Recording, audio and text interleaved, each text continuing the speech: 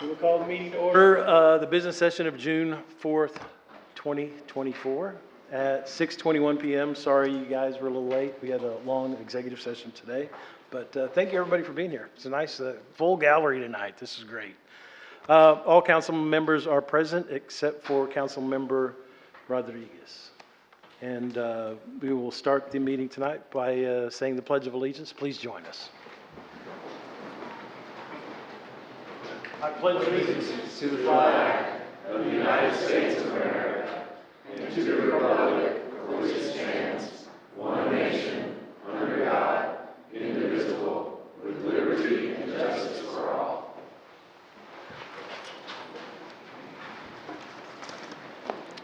all. First item of business tonight is consider the minutes of the May 8th, 2024 special meeting, the May 14th, 2024 special meeting, and the May 2021-2024 regular city council meeting.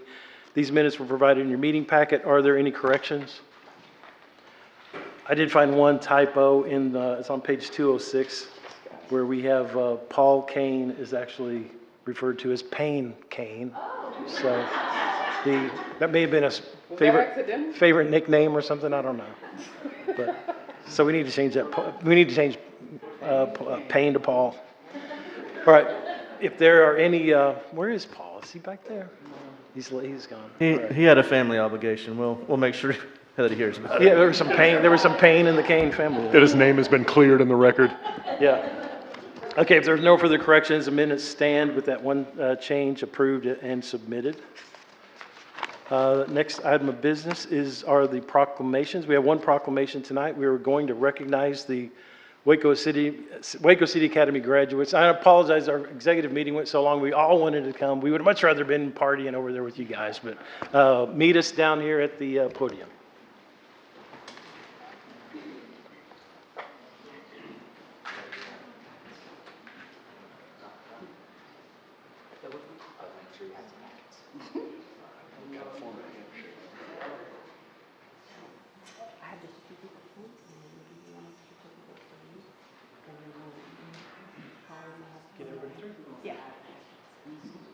So you want me to say something first? If you would like to. Well, just, I would love for you to. This is a program, Millette will be telling us more about it, but this Waco City Academy program, and I appreciate everybody, all these people want to learn more about the city of Waco, want to get more involved in the city of Waco, and that's been one of our hallmarks of our council is we want to see that volunteerism in the city of Waco, and there's so many different ways that we're doing it at the neighborhood associations and this city academy. What else? We've got all kinds of programs that we're doing, but this is just one deal, pretty rigorous, very rigorous curriculum.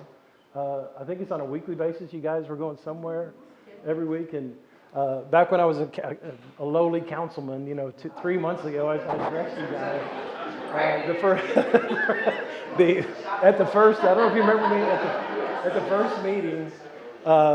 I was able to welcome you guys into the program, so I'm happy that I made it to mayor, and I'm happy that you guys made it through the program. So anyway, again, thank you, and we'll do a little applause right here and a little applause at the end.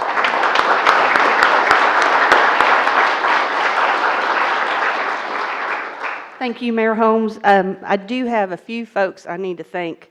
As he mentioned, this is a 10-week course. We have all the departments involved. We try to go as many places as we can and teach them as much about all the different aspects of the city as we can.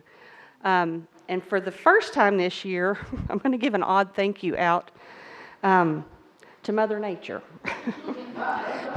We had storm warnings almost every single class session that we had. We got pretty lucky. We only had to reschedule one, and we rescheduled it to a worse night, as fate would have it. But I'm just thanking Mother Nature. She didn't do anything worse than she did. Definitely want to thank City Council for your support, City Manager's Office, City Attorney's Office, City Secretary's Office, and then all the individual department directors that do a presentation about their particular area to these folks in the different 10 weeks that we cover everything. Thank y'all for making your sessions informative and fun. It left an impression, and they really appreciate it, and I do too. Thank you to Marissa Zuniga and Crystal Anthony. Oh, there's Crystal, our photographer.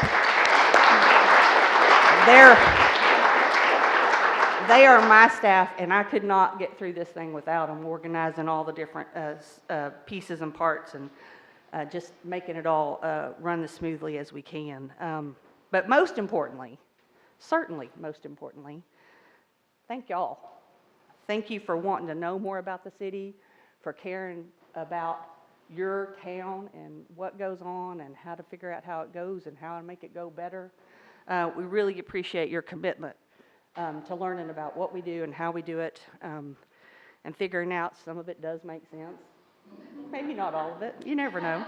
But it was really great to get to know y'all. I appreciate your time and your commitment to it. We had a lot of fun. I had a lot of fun. I hope y'all had some fun.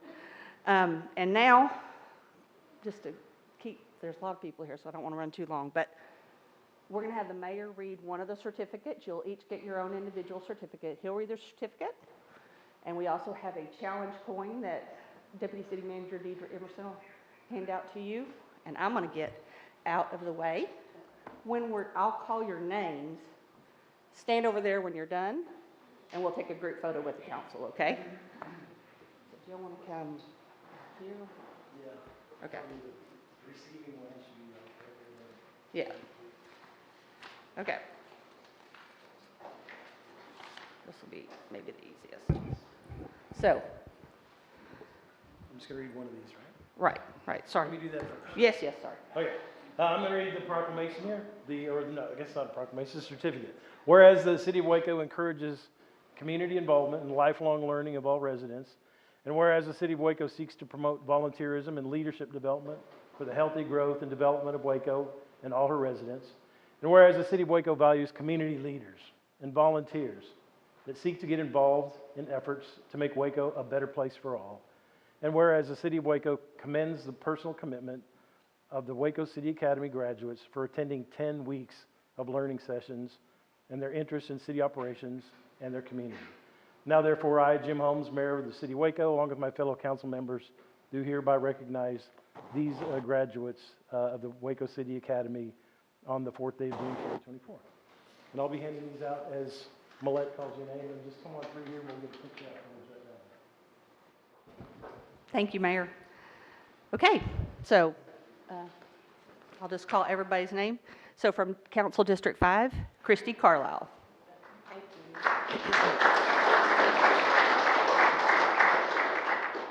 District 4, Diane Childers. Council District 1, Francis Dalton. Council District 5, Mike Gallagher.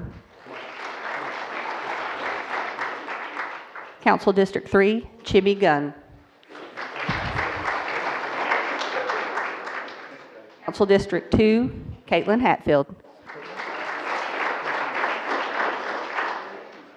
Council District 5, Michael Heilig. Council District 5, Robin Heilig. Council District 4, Kiana Hines.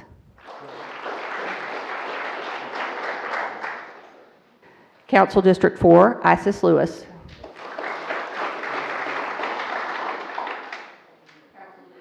Council District 3, Tasman McDonald.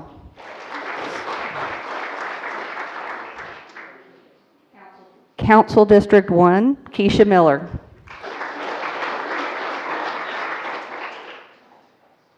Council District 3, Patty Orr.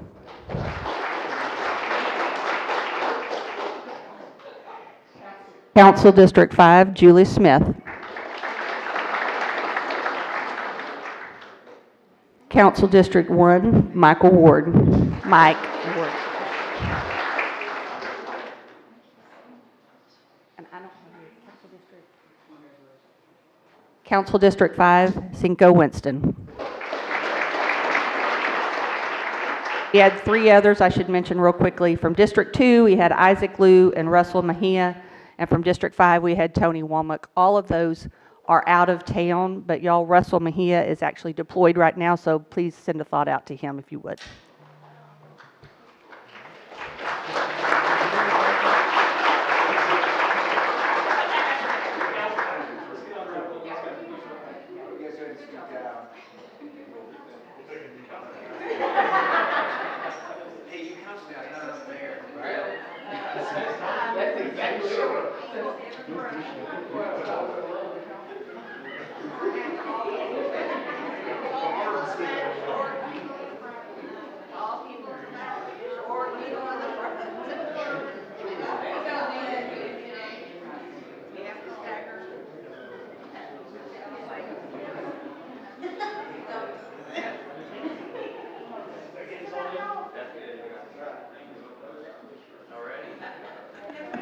Deputy City Manager, I think you might need to get in the picture.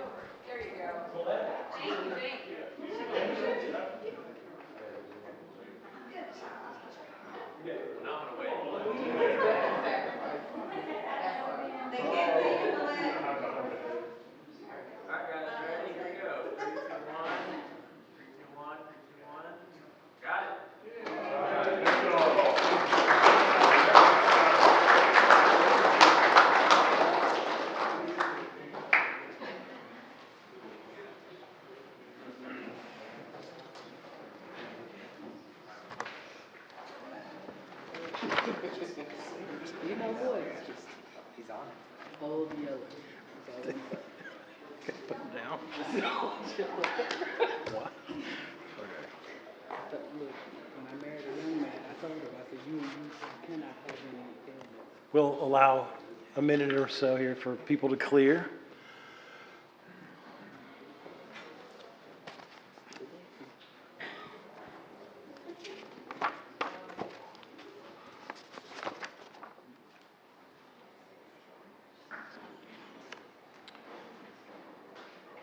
So, okay, we'll wait another minute.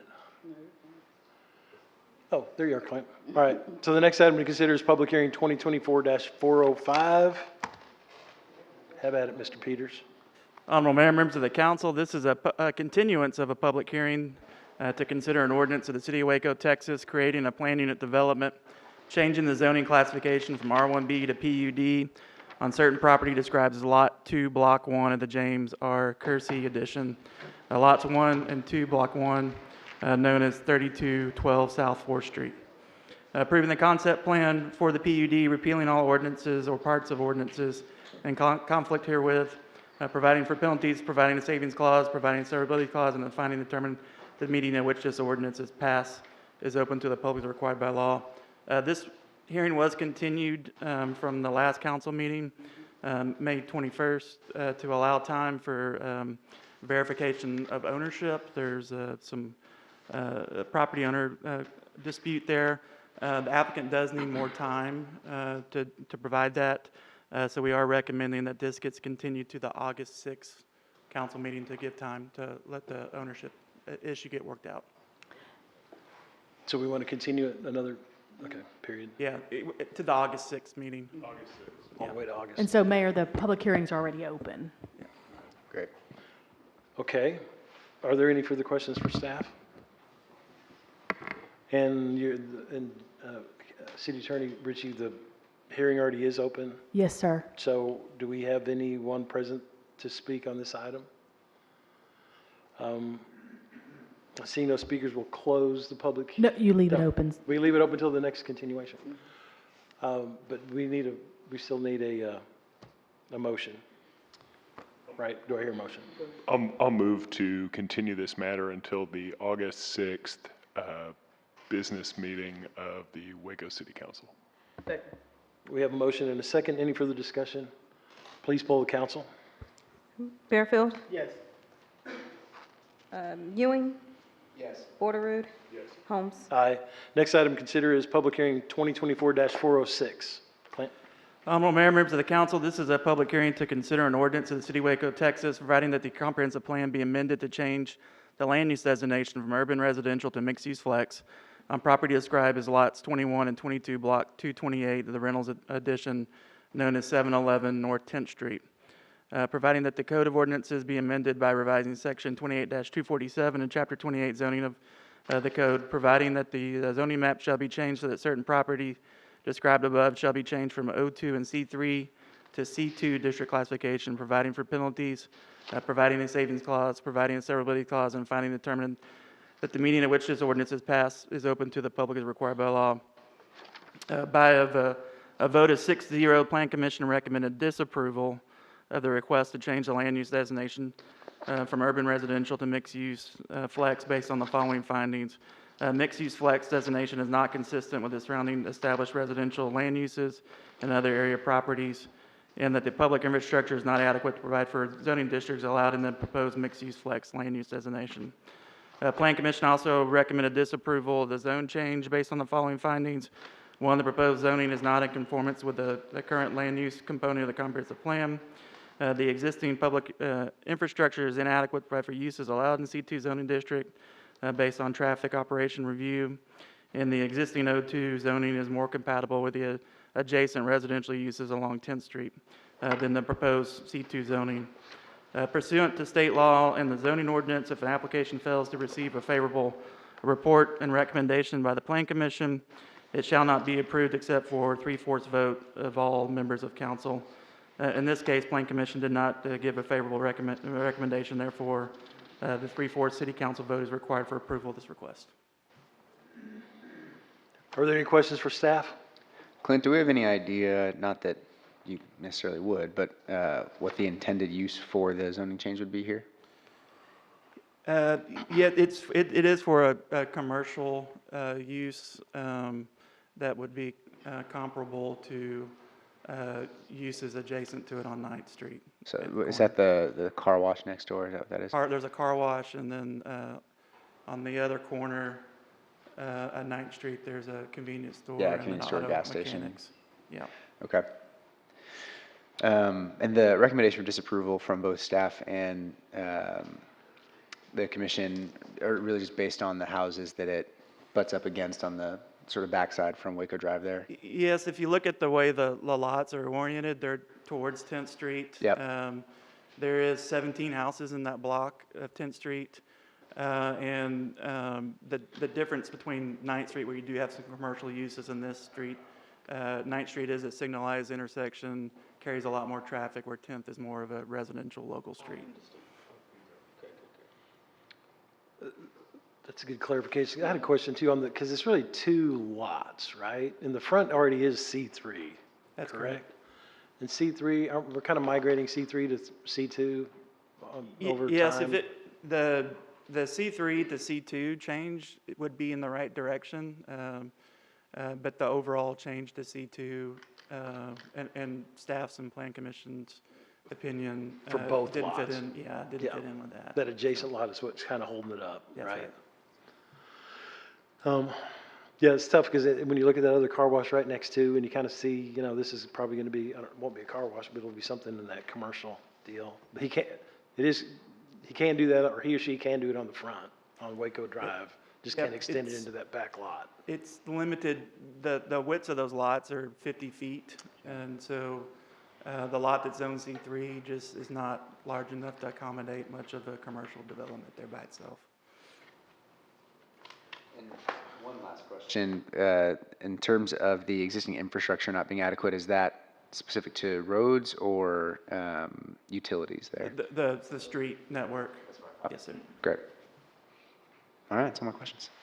Any other questions for staff? Just one, so as you mentioned before, the differentiation is that on the 9th Street corner, it is specifically or juxtaposed with a commercial corridor, and the 10th is directly across from and surrounded by residential, whereas the new car wash that we approved is only residential behind it? Is that where the disapproval came from? Well, one of the, Correct. You only had residential, behind it on that side of the street on 9th Street, where at 10th Street you have it on both sides. got it. And then also just the signalized intersection and the traffic patterns on 9th Traffic Street pattern, sure. accommodate more of a commercial use than 10th Street does. Sure.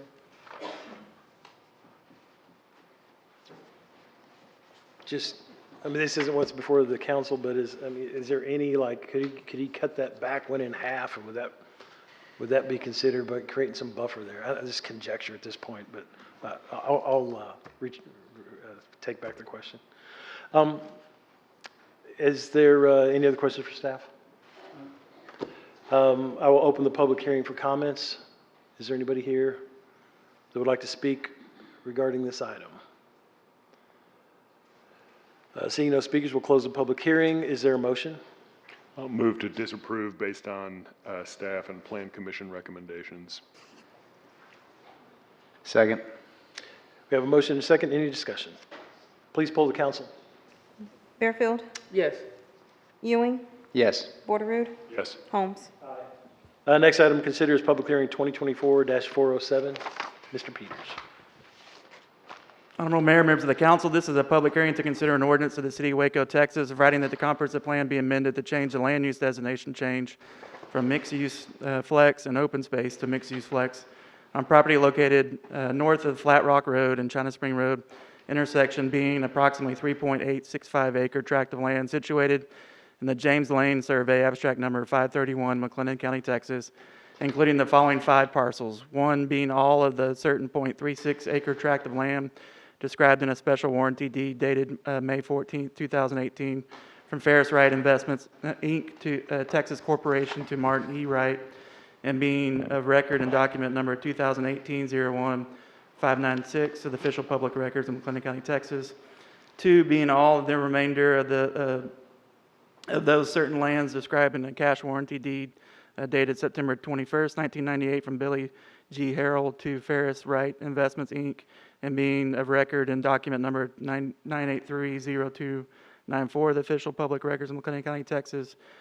Property known as 9401 China Spring Road. 3 being all the remainder of that certain .886 acre tract of land described in a general warranty deed dated July 31st, 2002, from Donald Keel and Dale Keel, DBO J and C Keel and Sons, to Martin Wright, and being of record in document number 2002-026653 of the official public records in McLennan County, Texas. Property known as 2826 Flat Rock Road. And 4 being all of the certain 1 acre tract of land described in a special warranty deed dated January 22nd, 2015, from Ferris Wright Investments, Inc., Texas Corporation to Martin E. Wright, and being a record in document number 2015-002440, the official public record, McLennan County, Texas. Property known as 2816 Flat Rock Road, and 5 being all of the certain tract, 1 acre tract of land described in a warranty deed, February 11th, 1999, from Reuben Dilks to Martin Wright, and being a record of volume 419, page 300, of the official public records in McLennan County, Texas, provided that the Code of Ordinances be amended by revising Section 28-247 and Chapter 28 zoning of the Code, providing that the zoning map shall be changed, that certain property described above shall be changed from R1B and C3 to C2 district classification, providing for penalties, providing a saving clause, providing a severability clause, and finding and determining the meeting in which this ordinance is passed is open to the public as required by law. By a vote of 6-0, Plan Commission recommended approval of the land use designation change based on the following findings. The public infrastructure is adequate to provide for uses, provide for zoning districts allowed in the proposed mixed-use flex designation. Mixed-use flex designation is consistent with the surrounding land use and other area of property that are already designated as mixed-use flex. Plan Commission also recommended approval of zone change based on the following findings. The proposed zoning is keeping with the land use component of the comprehensive plan as revised. The public infrastructure is generally adequate to provide for uses allowed in the C2 zoning. 3, the property meets all the area and width requirements for C2. Properties within the area are changing from C3 to C2 as recommended by the comprehensive plan. As C3 will eventually be eliminated over time. And 5, the proposed C2 zoning is compatible with the surrounding areas, commercial, light industrial, and public institutional uses. Are there any questions for staff on this one? We'll now open a public hearing for comments. Is anyone present who'd like to speak regarding this item? Not seeing anybody. Seeing no speakers, we'll close the public hearing. Is there a motion? Move for approval? Second. Have a motion and a second. Any discussion? Please call the council. Fairfield, Yes. Ewing, Yes. Borderood, Yes. Holmes. Aye. Next item to consider is public hearing 2024-408. Director Peters. Honorable Mayor, members of the council, this is a public hearing to consider a resolution approving the final plan unit development plan for a PUD known as Renaissance at Sanger Heights, a planned unit development located in the John Hobson's survey abstract 396 being all of called 2.837 acre tract described as tract 1, and a called 0.187 acre tract described in tract 2, and a deed to the city of Waco, Texas, recorded under McLennan County Clerk's document number 2011 038179 of the official public records of McLennan County, Texas, known as 622 North 17th Street and 601 North 18th Street. By a vote of 6-0, Plan Commission recommended approval of the final PUD plan based on the following findings and conditions. Findings that the final PUD plan is consistent with the approved concept PUD plan, conditions of the approved concept PUD plan, and the requirements of the PUD ordinance. And 2, the circulation plan, public facilities and service plan, preliminary architectural plan, and site development and landscaping plan included in the final PUD are adequate. We do have 2 conditions. 1, at the time of development, full building plans must be submitted, meeting all City of Waco development requirements, including but not limited to the following: building code, site grading and drainage, parking, signage, vehicle and pedestrian access, circulation, landscaping, refuse location and access, and fire protection location and access. Building permits will not be issued to compliance with all development standards of the City of Waco. Plating requirements in the approved PUD plan. And then 2, perimeter fencing shall be constructed of either wrought iron masonry or a combination of both materials. Are there any questions for staff? We'll now open a public hearing for comments. Is there anyone present who would like to speak regarding this item? Seeing no speakers, we'll close the public hearing. Is there a motion? Move for approval. Have a motion and a second. Any discussion? Yeah, I just want to call this out as, just a good thing that is happening in our community that's been in the works for a long time, and I just want to commend those that have been working on it for such a long time, because I know it is not easy to keep your head down and keep pushing forward when obstacles or funding requirements get in the way. But we are at the doorstep of bringing something really cool to the heart of our city, and I say pridefully, right in the middle of District 4. So, just happy to be voting on this tonight. Yeah, I share in that enthusiasm. I go to church not far from here and have driven by that site countless times in the last 15 years. I'm just so excited to see it restored as a place of pride and community right there in Sanger Heights. So looking forward to it.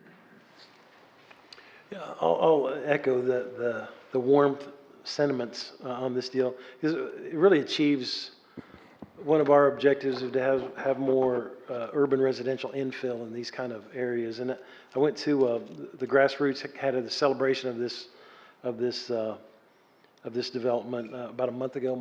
Is Mike here tonight? I don't see Mike. Mike, there he is. Yeah, Mike. It was a cool celebration. He had like little commemorative bricks, and it was there's some students that went to school there that were recognized. It was just a fun night to celebrate what we're doing here with Grassroots, with the City of Waco Planning Department. Clint, your group did a lot of work on this.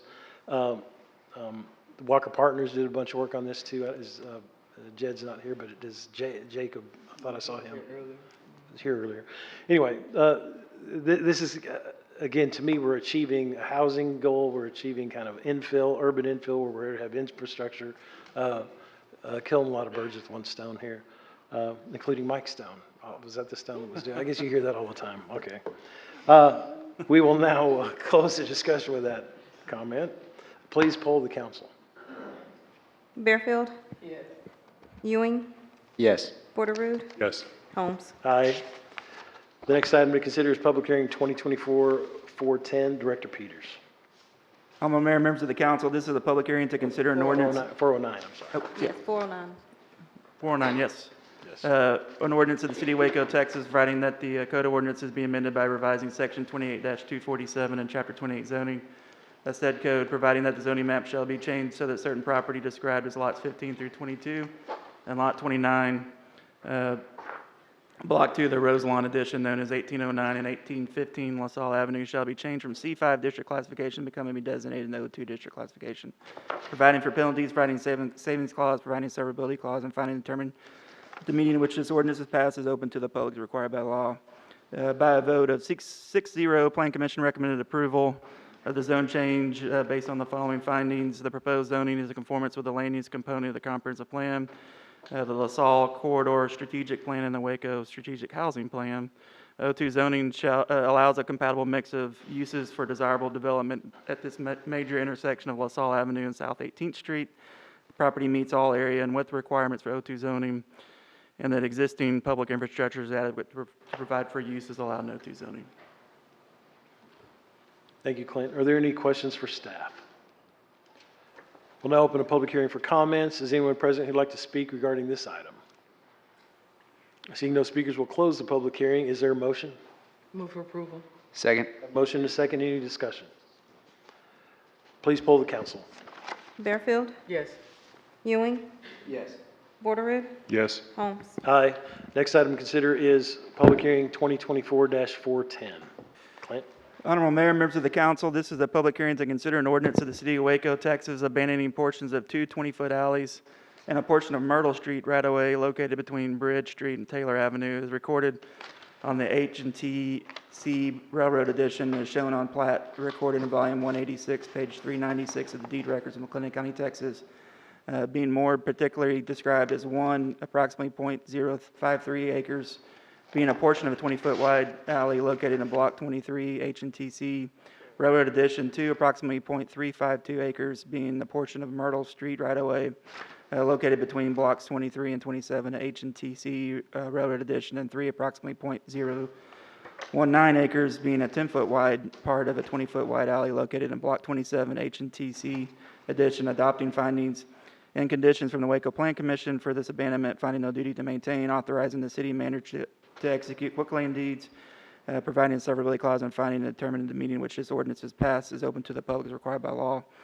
Plan Commission did vote 8-0 to recommend approval of the abandonment based on the following findings and conditions. The findings: public use of the right-of-way is not required for proper flow of traffic or for emergency vehicle access to the area. Utility access for surrounding properties is not adversely impacted by the abandonment of the right-of-way, and there will be no adverse impact to the surrounding street system. We do have three conditions. Easements shall be retained for any water and sewer lines located within the abandonment, or lines can be relocated at developer's expense. Provide a new survey that removes a portion of Myrtle Street right-of-way and half of the alley located adjacent to the property owned by Urban Renewal Agency, and then the final verification of gas lines is required prior to acceptance. If the gas lines are located within the proposed abandonment, coordination with the Atmos Energy shall be required prior to issuance of quitclaim deeds. I would note that all three of these conditions have been addressed by the applicant, but we'd like to leave those in just for the record. Thank you, Director Peters. Are there any questions for staff? We'll now open a public hearing for comments. Is anyone present who'd like to speak on this item? Seeing no speakers, we'll close the public hearing. Is there a motion? Move for approval. Second. We have a motion and a second. Any discussion? Please poll the council. Yes. Ewing, Yes. Borderood, Yes. Holmes. Aye, that motion passes. The next item to consider is the consent agenda. I don't believe we had any any resolutions pulled tonight, right? The consent agenda consists of Resolution 2024-411 through 2024-437. Is there a motion on the consent agenda? Move for approval. Second. We have a motion and a second. Is there any discussion? There being no discussion, please poll the council. Yes. Yes. Borderood, Yes. Holmes. Aye, that motion passes. The next item on the agenda is ordinance 2024-438. City Attorney Ritchie. An ordinance amending section 2-1 of Article 1 in general of Chapter 2 Administration of the Code of Ordinances of the City of Waco, Texas, to change the seal of the City of Waco, Texas. Repealing all ordinances or parts of ordinance in conflict herewith, providing a savings clause, providing for inclusion in the code, providing for an effective date, providing for a penalty, and finally determining the meeting at which this ordinance is passed is open to the public as required by law. This ordinance comes to council on first reading. Is there a motion? Move for approval. Second. Hear a motion and a second. Any discussion? Briefly, Mayor, again, thanks to our city secretary and our communications and marketing team and the council for upgrading and refreshing the City of Waco seal, which I think is a much nicer product. I totally agree. Second. Councilmember Borderood. We all agree. Well, we'll find out here in a second. Please poll the council. Yes. Ewing. Yes. Borderood. Yes. Holmes. Aye, that ordinance passes on first reading. Next item to consider is ordinance 2024-439. An ordinance of the City of Waco, McLennan County, Texas, amending ordinance number 2024-187 to authorize the use of the facsimile signature of D. Blue Kostelich. Did I say that right? As Chief Financial Officer, Director of Finance on all checks, vouchers, and warrants in accordance with Article 7, Section 9 of the Charter of the City of Waco, Texas, effective today, June 4th, 2024, repealing all ordinances or parts of ordinance in conflict herewith, and finally determining the meeting at which this ordinance is passed is open to the public as required by law. This ordinance was approved by a 4-0 council vote on first reading on May 21st, 2024. Do I hear a motion? Move for approval? Second. We have a motion and a second. Any discussion? Please poll the council. Bearfield. Yes. Ewing. Yes. Borderood. Yes. Holmes. Aye, that ordinance passes on second reading. Next item to consider is ordinance 2024-440.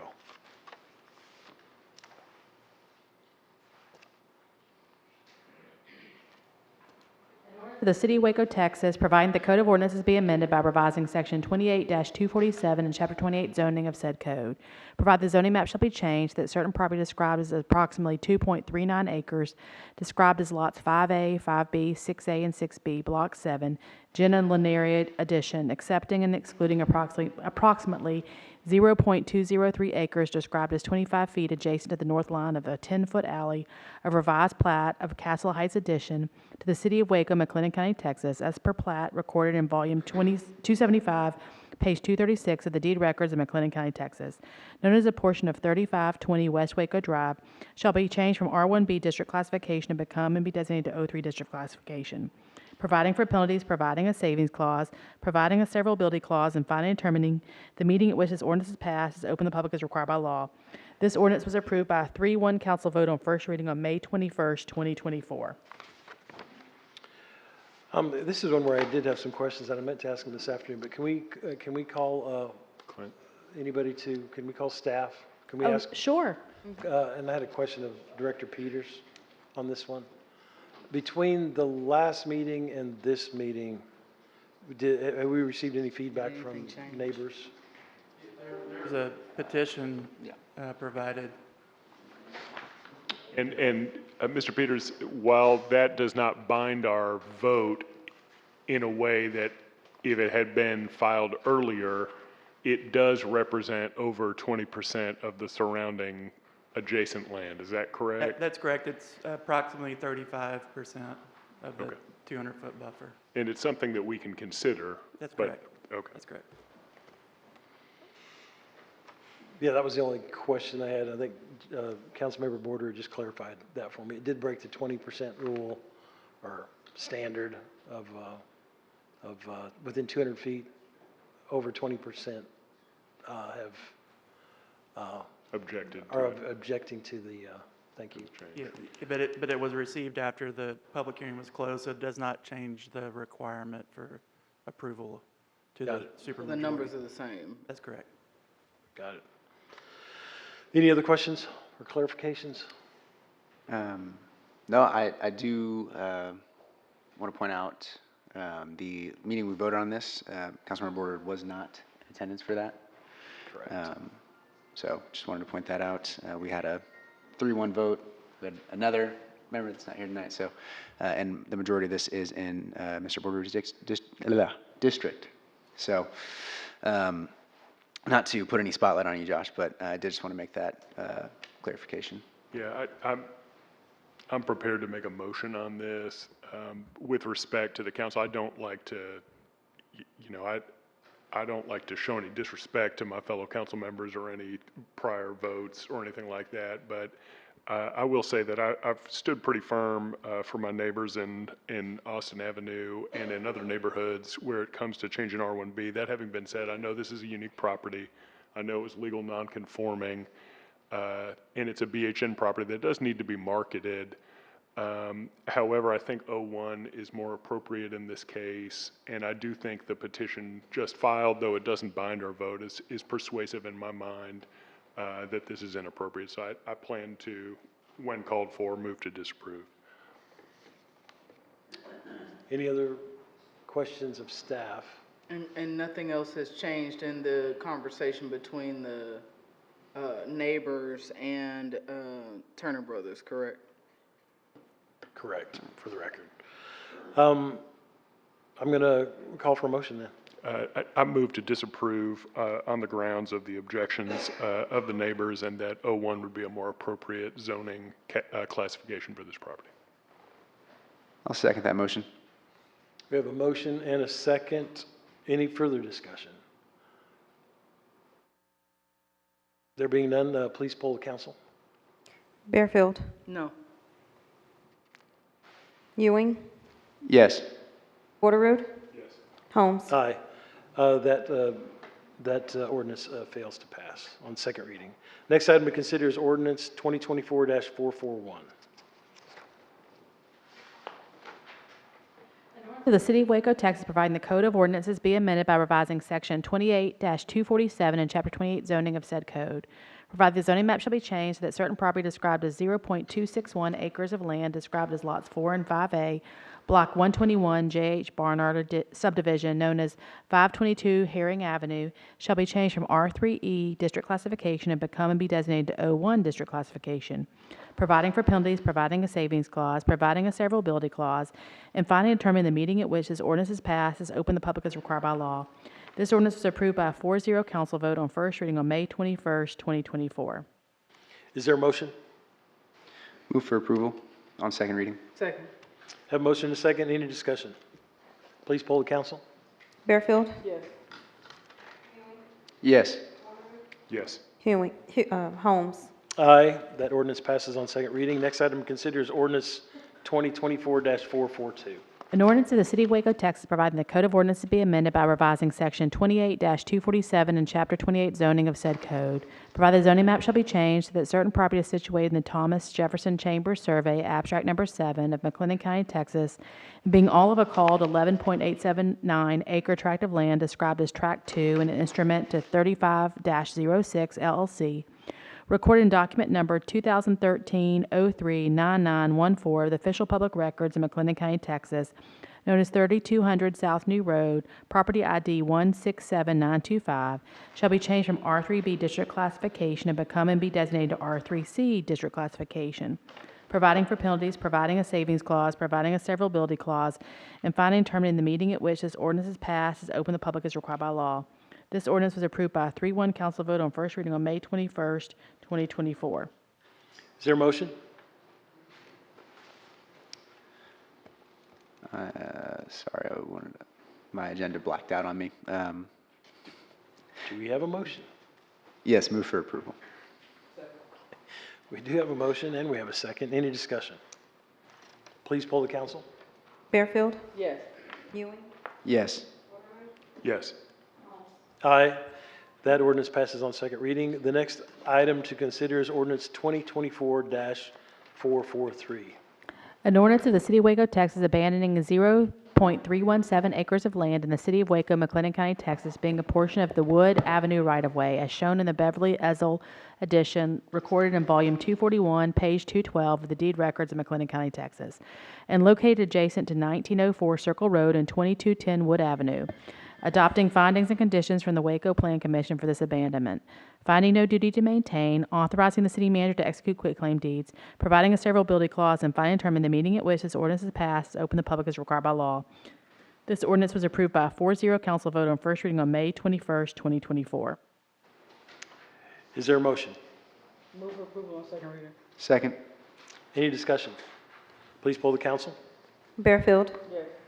Ewing, Yes. Porterrood, Yes. Holmes. Aye. Next item to consider is ordinance 2024-443. 444. Let's do 444. An ordinance of the City of Waco, Texas, abandoning a 0.201 acre tract of land in the City of Waco, McLennan County, Texas, being a part of the Mary Avenue right-of-way generally described as 25 feet located adjacent to Lot 16, Block 63 of the Glenwood addition to the City of Waco, McLennan County, Texas, as shown on the plat recorded in McLennan County Clerk's document number 2012-01-3081 of the official public records of McLennan County, Texas, known as 2720 Franklin Avenue and located between South 27th Street and South 28th Street, adopting findings and conditions from the Waco Plan Commission for this abandonment, finding no duty to maintain, authorizing the city manager to execute quitclaim deeds, providing a severability clause, and finding and determining the meeting at which this ordinance is passed is open to the public as required by law. This ordinance was approved by a 4-0 council vote on first reading on May 21st, 2024. Is there a motion? Move for approval on second reading. Second? We have a motion and a second. Any discussion? Please poll the council. Bearfield. Yes. Ewing. Yes. Waterroot. Holmes. Aye, that ordinance passes on second reading. The next item on the agenda is the hearing of visitors. During his hearing of visitors section of the agenda, we provide an opportunity for the public to present concerns or address issues that are not matters for consideration listed on the agenda. Speakers will be allotted 3 minutes to speak. The council is unable to conduct a discussion, but will listen, ask staff to look into concerns, and provide follow-up. Please provide registration information so that staff can contact you if necessary. If you have handouts, please let us know at the beginning of your presentation, and staff will distribute those to the council. If you're unable to approach the podium due to physical limitations, a microphone is available to be brought to you. And we do have some registered speakers tonight. When called to the podium, please state your name and address for the record. Each speaker must limit comments to 3 minutes. If you're speaking on behalf of a group of 10 or more individuals present, please have those persons stand at the beginning of your comments, and you'll be given 10 minutes to address the council.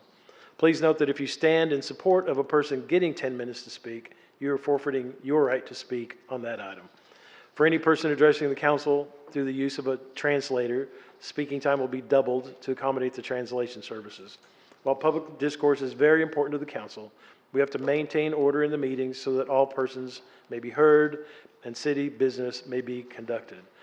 If so directed by me, the Sergeant of Arms shall remove from the council meeting any person who, while addressing the city council or while attending the city council meeting, if they make personal or impertinent or slanderous remarks, if they become boisterous, or if they make unauthorized remarks from the audience, if they clap their hands, we don't want any of that, stomp their feet, whistle, yell, or make similar demonstrations. So we have a few speakers tonight. The first one we have is Ephraim Herring. Here's Mr. Herring.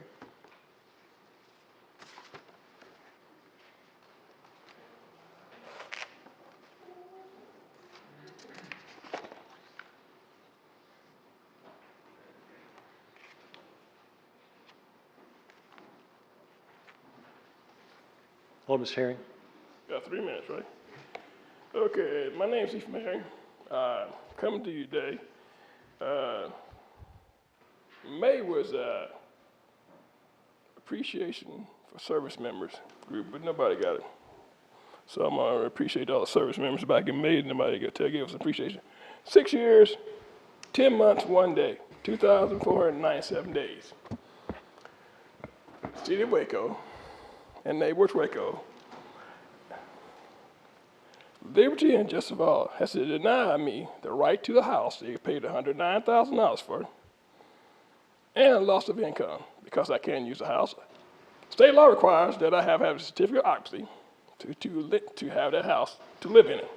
So now I'm looking at 2,497 days I've been denied access to a house that I paid $109,000 September 26, 2016 to Neighbors Waco.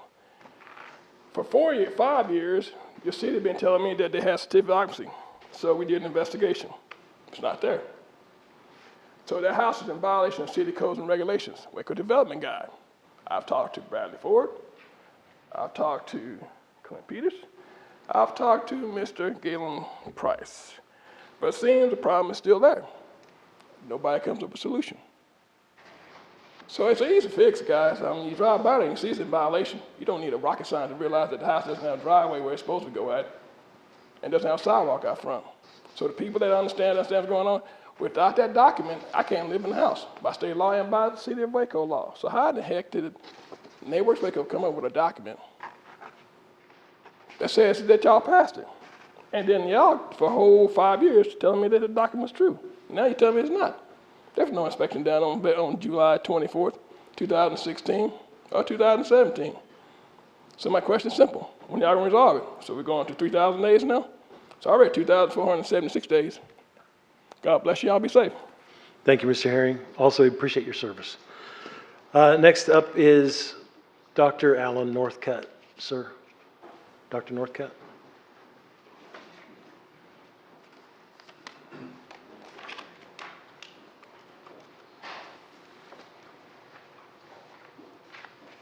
Alan Northcutt, and you do have a handout. We're here to speak again about the Riverway Master Plan community because it offers a rare opportunity to address the City Council's stated goal of lowering the city's greenhouse gas emissions as much as possible. So why is this important? Because while atmospheric CO2 is now at a record high of 426 parts per million, the world's greenhouse gas emissions continue to rise, and the Paris goals to preserve a livable climate are slipping away. Right here in Waco, a severe record heat wave and drought happened in 2023 and are now followed by extreme rainfall and flooding. In fact, May was the wettest month on record with 15.28 inches. And this has been accompanied by flooded streets, parks, homes, businesses, with power outages and at least one drowning death. So this in Waco is typical of the climate crisis, experiencing both wet and dry extremes. Thus, to combat this climate crisis, cities, which produce 70% of emissions, must slash their emissions. Further, in July 2022, councilpersons Bearfield, Borderoud, Meek, and Palmer all pledged to lighten the city's carbon footprint. Further, the Yale Climate Opinion Poll of 2023 found that for the city of Waco, 52% of those surveys wanted the local officials to do more to address the climate crisis, and only 22% want you to do less. This is in your handout. You also, no doubt, received many communications from Waco's citizens on this issue. You clearly have a mandate to act on this. So what can be done at Riverway? There's a wide range of climate solutions in housing developments that are being done now across the country. For example, in Austin, the Whisper Valley subdivision, this is in your handout as well, is net zero emissions and requires solar and EV chargers on all homes. This is happening right now. So our recommendations for Riverway are modest in comparison, with only slight or minimal cost actually to homeowners and the city. Number one, the development should be all electric. Number two, all homes should be EV ready. Number three, the higher priced homes should be solar ready. Number four, businesses and parking lots should include EV chargers. And number five, community buildings listed as, such as the Amenity Center building, should have solar panels and batteries, which would offer a great PR impact for the city and for prospective residents. So I call on the city council members to inform the city manager that you want to add some climate-friendly requirements to the Riverway design book. Thank you, Dr. Northcutt. Thanks again. The next speaker is Randy Alleman, and you've got 10, I think you have 10 people to speak for, correct? Yes. And if those 10 would stand up, great. That's 10, yeah. All right, Randy, or Mr. Alleman.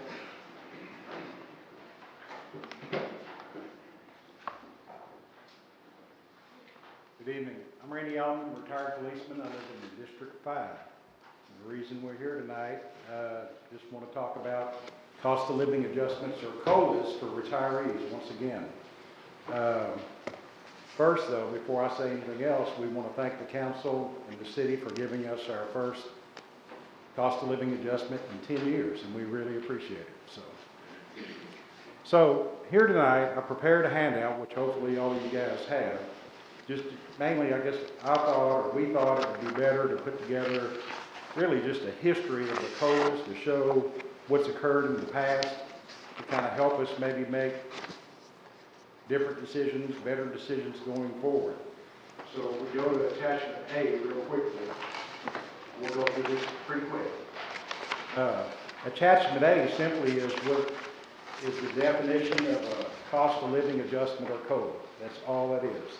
My understanding is COLAs have been around since the early 80s. TMRS has done them that long. Going to attachment B. Attachment B is a list on the left side of inflation rates that have occurred since our first COLA occurred in '92. And on the right is the actual cost of living adjustments that occurred as a result of that inflation. So the top left, inflation was 6.1%, which caused our first cost of living adjustment to occur in 1992. So it started out with 6 ad hoc COLAs in a row, as you can see there.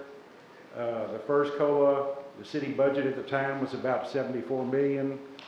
The last 70% retroactive COLA, which is obviously what we prefer, the city budget was about $96.5 million. The city budget now, if I'm correct, is about $856 million. One thing to note though, notice the older COLAs were all at 70, and then we did 50 a couple of times, and then we had 0 for 9 years in a row, and then we're down to 30 now. As pointed out at the bottom of the document, when you look at the addition of the inflation, and then you on the right, you look at the addition of the cost of living adjustments, there's only about a 41% difference between the two, which is quite dramatic. Now, I think also, which is true according to my research, I think everyone who retired prior to 12/31/07 is probably 30% below, or they have 30% in lost purchasing power, which is pretty significant. And really, that's why we're here tonight. If you return to attachment C, that's just some smaller and medium-sized cities that have a 70% retroactive COLA. And as you can see also at the bottom of that, there's many smaller cities around Waco that give better COLAs than Waco does. Going to attachment D.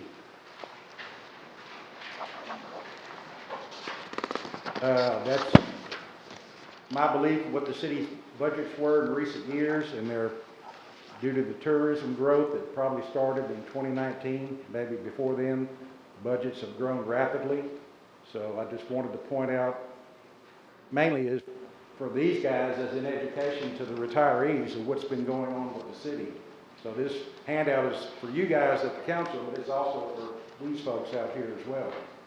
Attachment E. Attachment E on the left are the percent raises that employees have gotten since 2010. That's on the left. And the cost of living adjustments for retirees is on the right. And so, kind of projecting ahead, if we kept the same 30% non-look-back COLA on the right for retirees going forward, I think I estimated 2.5% to 3% inflation. So those, if that remains true, then those percent increases for us are minimal. Now, as pointed out at the bottom of the document, since I have no other document to go by, I used the salary figures from the meet and confer document for the police. I realize that's not accurate, but I used them just to show the potential salary increase trend for the city of Waco employees. And as you can see, if any of those trends hold true, there's an unbelievable difference between salary increases for employees and cost of living adjustments for retirees. Of course, I want to point out it's natural math, but employee salaries, their increases for each next year are always based on their previous raises that they got. Ours, of course, is going the opposite direction because we're losing more purchasing power each year. And I think in past appearances, and this, everybody knows this, if the cost of living we get from the city is smaller than the inflation rate, then we're actually losing more pay each year, year after year. Attachment F. Just a simple comparison of Waco and Temple, right down the road. I think, based on my research, Temple is given the strongest or best COLA, if you will, for 32 years straight. Attachment H. That's just a summary of recent City of Waco TMRS account balances at TMRS. And, well, I shouldn't say balances, I should say interest earned. The current balance actually is about $608 million. So, anyway, going to attachment I, bar chart visual. It's simply just trying to show, using a bar chart, the comparison of the inflation on the left side and how a 70% COLA stacks up against it, of which 395 Texas cities are giving retroactive 70% COLAs, and then anybody who gives a 30% COLA is situated on the far column on the right. And of course, simple math dictates that a 70% COLA is 2 1/3 times larger than a 30% COLA. Attachment J. This one's a little complicated, but trying to show, and I mentioned this at the budget and audit meeting last August 8th, if we have lost income, lost purchasing power, and accumulates over time, look at the bottom of the page. So if you take the lost income times the number of retirees times their life expectancy, using this simple example, you can see what kind of dollar amounts we're talking about. And since Waco has over 1,200 retirees, the numbers of lost income in future years is it's astounding, really.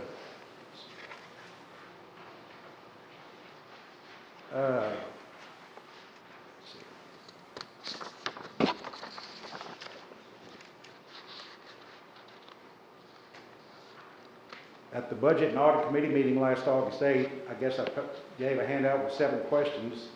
I read my questions, never got any answers, and somebody said they would get with me, and nobody ever did. So that was a bit disappointing, I have to admit. But I did pleaded and asked directly to the crowd, city officials, to please try to fix the COLA problem for Waco, because they deserve it.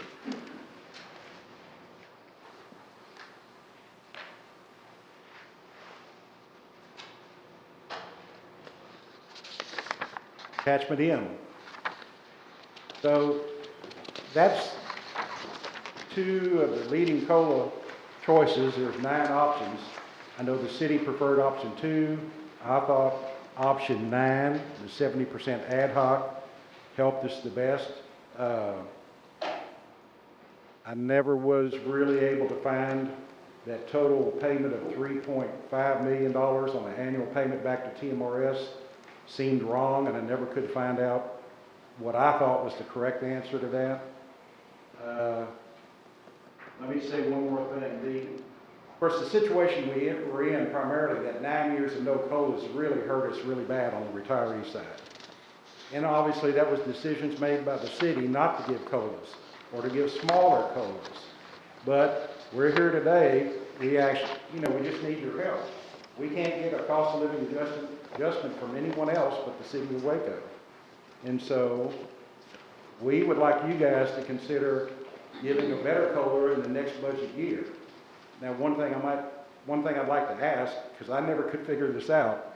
So if the annual payment to TMRS over 20 years are X dollars, and if you look at option 2 and option 9, I think the difference in the annual payment might have been only $285,000 a year. So I guess I couldn't never figure out why the city couldn't afford $285,000 more a year to TMRS, as opposed to all of these guys losing a lot more money than that. Because we can't afford it, but y'all can.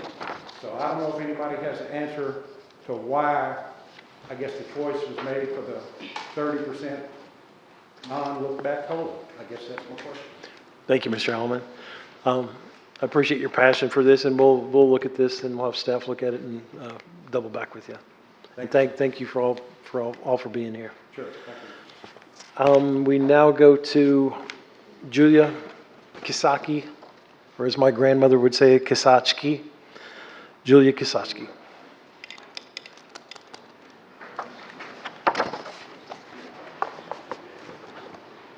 I am Julia Kisaki. I live on Fish Pond Road in Waco. I'm a semi-retired senior lecturer at Baylor with a PhD in Italian. I do not have a handout.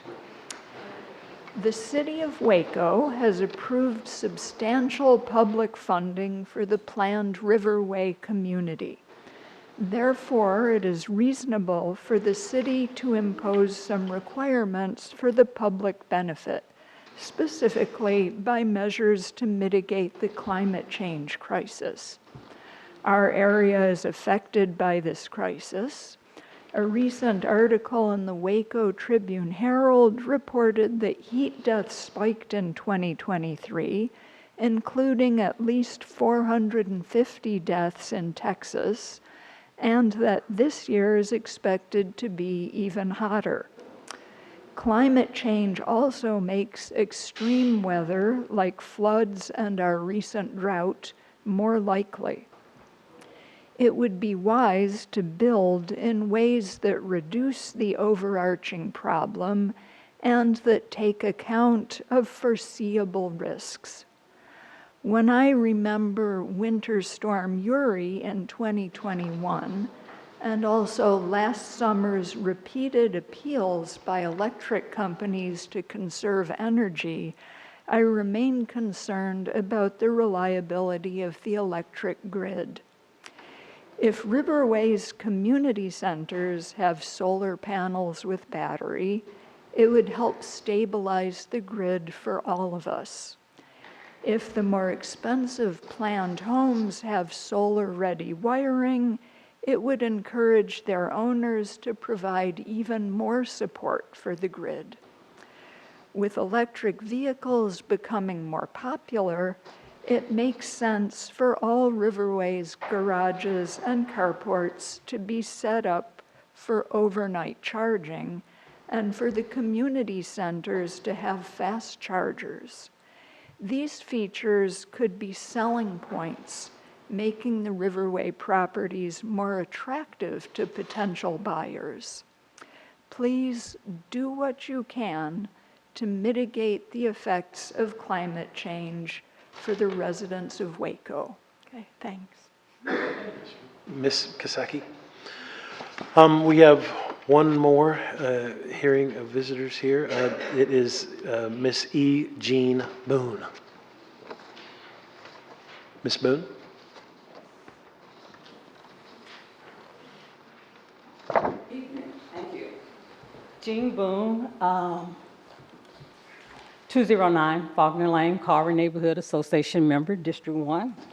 I am here this evening to ask our City Council to do a better job as our elected officials on behalf of the young people in our community, specifically the East Waco children, to ask you why, you may ask, because statistically the U.S. Swimming Foundation, the Center for Disease Control, the National Center for Health Statistics, and other agencies have documented that race is a key factor in our kids not knowing how to swim. Our kids need to know how to swim in East Waco. Black kids, 64%, those agencies I just called, Black Americans are drowning because of little or no swimming ability. 40% among white Americans are drowning. For Black children, this documented disparity has been noted to be a much higher percentage rate. Health equity includes swim equity and has one overriding purpose: to save lives. Our young people can't learn to swim if there's no access to an affordable public pool for them. And because this is summertime, so I'm here to remind you all as a collective body that our children have no public swimming pool in our area, especially our marginalized young people from lower socioeconomic background. who have been facing this problem of having no access to a public pool, a swimming space for the past several years, and this is unacceptable. Swimming is one of the real pleasures of the summertime and in a young person's life, and in my humble opinion, I learned how to swim back in the day at Blesso Miller. That was before it became a Blesso Miller Community Center. But I digress. To swim is an escape from the summer heat, and the kids learn to do this as a means of refreshing and rejuvenating themselves. And you can't get that swimming experience through a splash pond, or whatever you call them nowadays. Swimming is to be fun and pleasurable. All people should have access to safe swimming venues. And just because you're poor or from a working class environment does not mean that you shouldn't have that experience or be deprived of that pleasure of swimming. And it's a matter of social justice for kids to have that social experience in their own community. The Doris Miller Y had a swimming pool during its existence, and for 10 years or more, and now that pool has been closed. We spoke to our District 1 council member, Councilwoman Barfield, and she was questioned at our Carver Neighborhood Association. There's been a study, but she couldn't give us a date when that pool was going to be open. So I'm here asking you all as a collective body, I just have a few more points to make, that you all need to open that pool up, fix it, or build a new one. Our kids need to know how to swim, and there's no public pool on this side of town. That's just not acceptable. Thank you, Ms. Boone. And Appreciate you it. all have funded many projects. So I'll have to come to the next session then and finish my comments. Okay, thank you, Ms. Boone. You have funded other projects, and you can find the funds to build the pool or fix Doris Miller Y pool, because our kids are not learning how to swim and they're drowning. They need to have access to a public pool. Appreciate your comments, Ms. Boone. Thank you. Do we have a timetable on that? We don't need to respond there, but I think we don't have a time. It's later this year that's going to be open, or? It will. We'll write up an IR, but it will be open later this year, looking like November. When you call later, we never have a date. 2024. November of this year. Yeah, 2024. Is there anyone present who would like to speak during the hearing of visitors? Anyone else? Somebody's getting up but leaving, not coming down. All right. Seeing no one, we'll close the hearing of visitors. Go to the council comments on items of community interest. Are there any announcements the council would like to make? We have nothing. Okay. No comments. Josh? Well, my son is enjoying the Doris Miller Community Center rec camp so far, along with the Waco High Soccer Camp, so I'll plug those. Good. All right.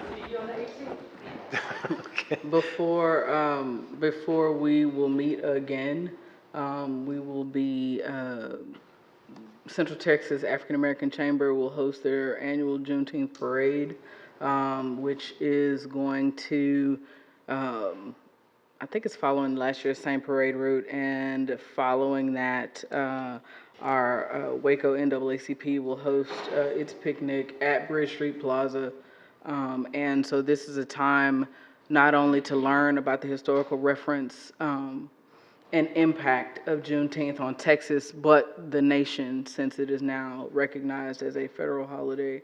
But this is an opportunity for us to gather as a community to learn about the impact of General Granger's report on June 19th in Galveston, Texas. And that's a week from Saturday. Yes, right? sir. Okay, the last item here is council reports and requests for scheduling future agenda items. Are there any council member reports on committees, boards, or commissions liaison visits? I won't have any yet, but we'll be doing some reporting from our City of Waco has participation in 2 separate National League of Cities technical assistance grants, one dealing with adults in the workforce and one dealing with opportunity youth and how it impacts our workforce. There's a gap of people that we're missing, and so the National League of Cities has funded Prosper Waco to see how we can adjust that gap. And then in July, after we won't meet, National League of Cities has an artificial intelligence committee, and we'll be doing some study work on how artificial intelligence will impact municipalities. So I look forward to sharing information on that. Great. Thank you, Councilmember Bearfield.